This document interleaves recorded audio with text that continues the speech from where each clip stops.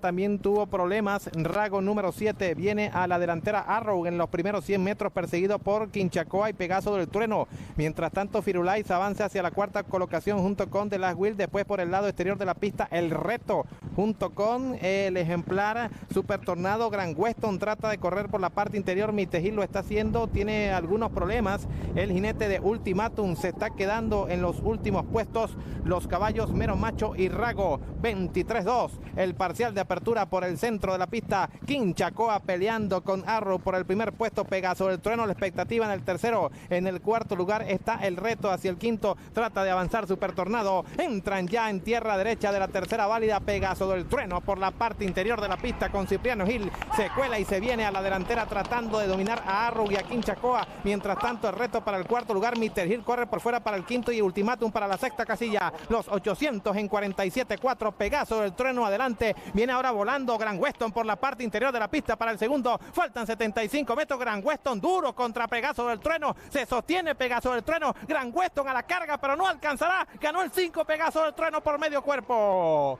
Segundo Gran Weston. Tercer Ultimatum. Cuarto lugar para Super Tornado. Quinto Mr. Hill. Después Quinchacoa con Arrow, Mero Macho, The Last Will, El Reto, Firulais y Rago número 7 cerró el grupo. Tercera